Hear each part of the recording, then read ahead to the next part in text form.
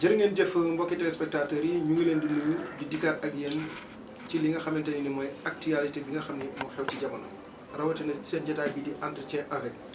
ñu fas yéene koo seq ki nga xam ne mooy Big Makhtar bu ñu ko waxee di kenn ci ki nga xam ne mooy président Modou Gueye waaye di kenn ci ki nga xam ne mooy ndaw ñi nga xam ne dañoo taxaw ci géewul bañ na nag ñu fas yéene seq ak moom benn waxtaan bu gàtt ci li nga xam ne mooy lu def waxu lu ay di jàmbat Big Makhtar nuyu naa la. maa ngi lay fay Moussa. Big Makhtar ku wax Big Makhtar xam nañ ko ci milieu politique bi nga doon ndaw tamit doon koo xam ni xëy na am nga ay ambition tey ñu gis fii actualité nationale bi toll naka nga ko jàngatee. comme par rapport à quoi. benn ci géewul bañ naa bi nga xam ni ñun ñëpp gis nañ ko da taxaw opposé wu face à maire géewul ak ñu ni demee. waaw géewul bañ naa ñun man maa ko initié sax laay wax. déjà man maa nekkoon peut-être foofu noonu ci jamono yi booy doon rap di animé rajo nekk ci affaire yu bëri sopp comme nga xam ne xale yi jaar donc li ñuy wax ay comme mouvement Y'en a marre leneen ak leneen xam nga. nga créé foofu benn affaire géewul bañ naa mais c'était pas pour affaire politique c'était apolitique. lu ko tax a jóg waaw affaire comme dénoncé comme ñi rappeurs yi doon def donc léegi.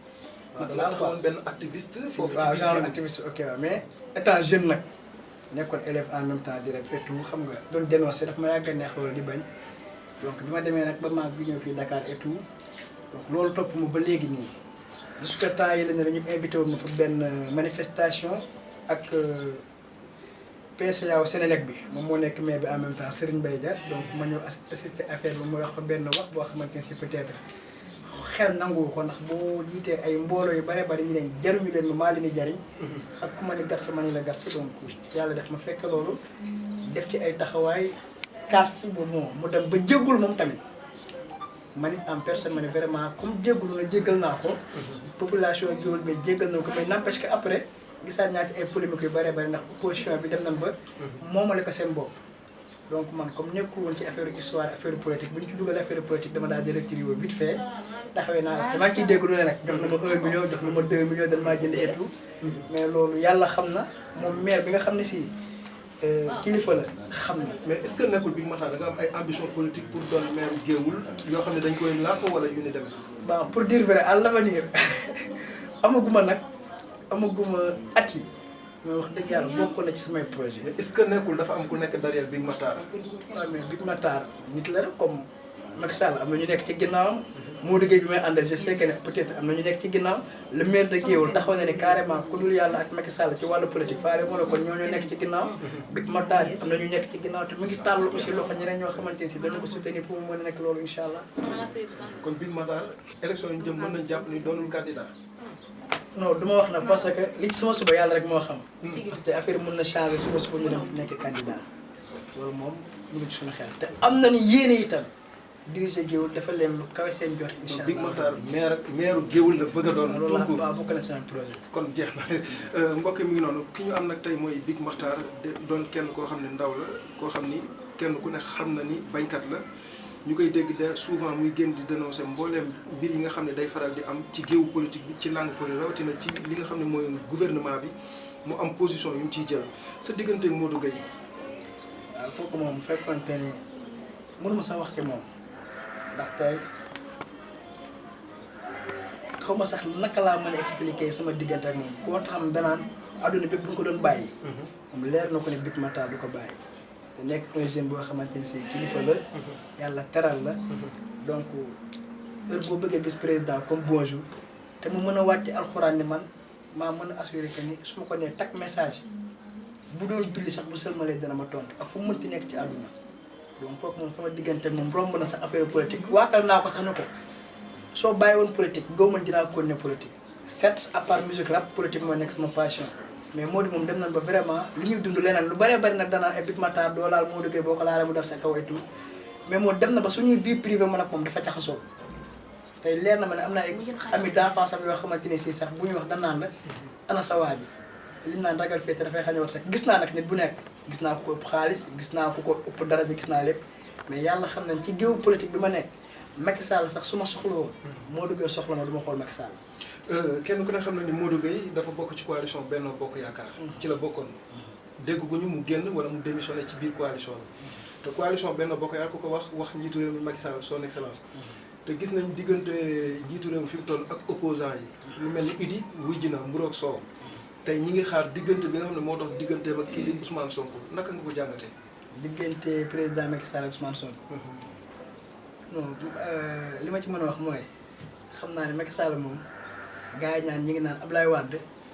moo dàq politique xam nga dama contre loolu. période bi ñu toll ci Afrique sax laay wax gisuma ku ci gën a kale Macky Sall ci côté politique. mais est-ce que du dictature. parce que bu demee ba jël opposition bi ñu rangé wu vers moom tey kan moo fi taxaw di opposé wu. non le mot dictature mooy ki nga xam si daf lay obligé par force buy def forcing da ngay def lii par force te d'après ni ma ko jàngatee Macky Sall forcé wul kenn. mais li muy def du forcing. lan mooy forcing Idi moo jékki-jékki en personne. dem rangé wu ci ginnaaw Macky Sall. mais tëj Karim Wade exilé Karim Wade tëj Khalifa Sall tey Sonko moo fi taxaw nga bëgg ko néewal doole. non mais ci côté Khalifa Sall mënoo bañ a lekk sa gémmiñ di tàq Khalifa damaa jàpp ne carrément li tax ñu téye ko ba jàpp ko laal na te ndax yi mu doon wax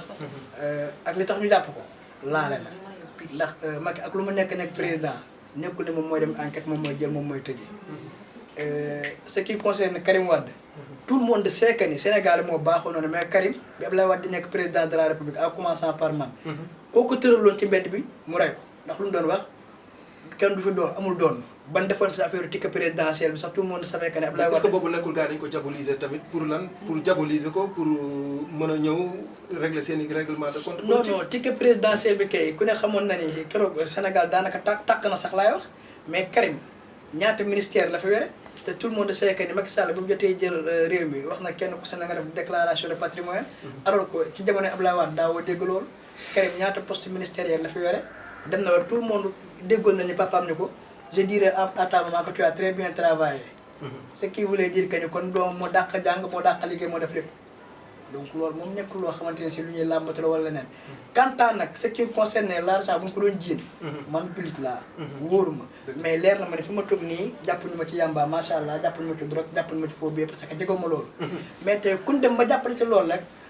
boo la fekkul mais dans la saag it fekk na la ca barab ba loolu laa jàpp ci Karim Wade Khalifa Sall boobu ngay wax. dëgg la mu mel ni tey bi ñu meree Ablaye Wade ndax li mu jël jox ko doomam yooyu ba waral ñu sanctionné ko en 2012 lépp lu ñu doon wax mag Ablaye Wade tey di ko diaboliser gis nañ Macky Sall di ko def moom ak ay gorom Mansour Faye extra Birame Faye ñu ci mel ni ay gorom daal mu jox leen poste yoo xam ni saa suñu leen épinglé ci ay rapport affaire du mujj maa ci teg samay conc. waaw mais loolu di ko Sénégalais la Moussa tey. toon na mi Ahmed Aïdara sama xarit la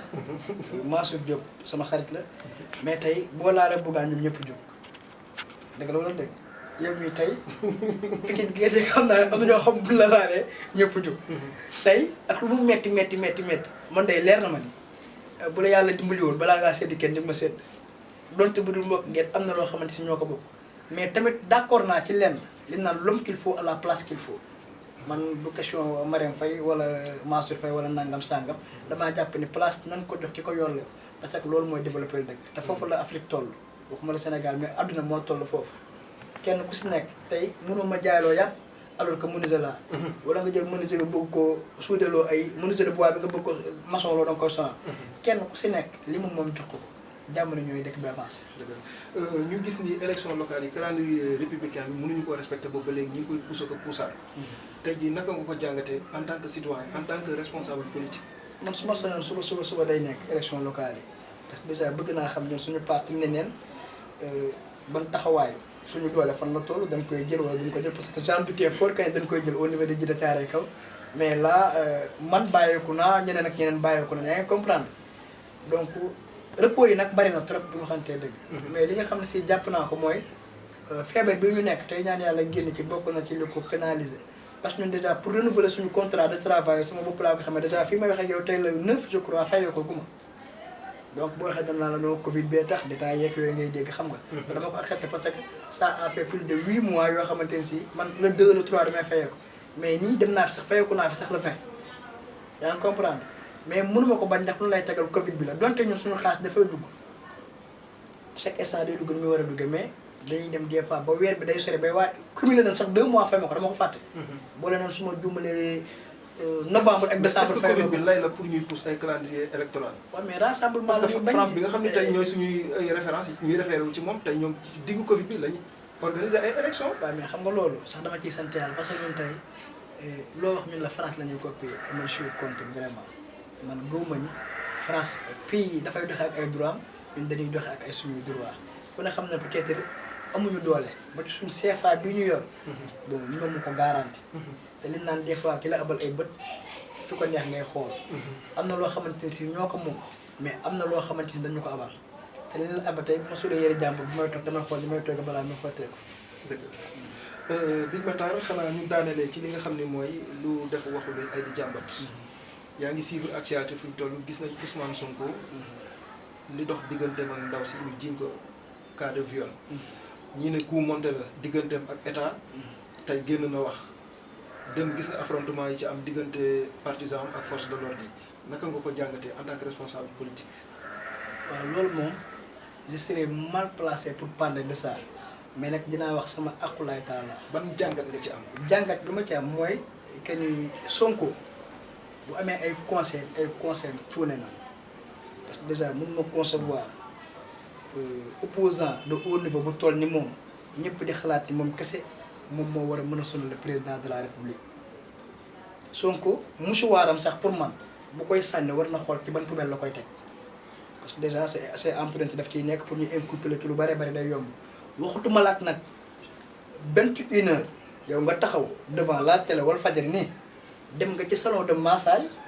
gel bi massé na la d'après information yu génnaat ñu ne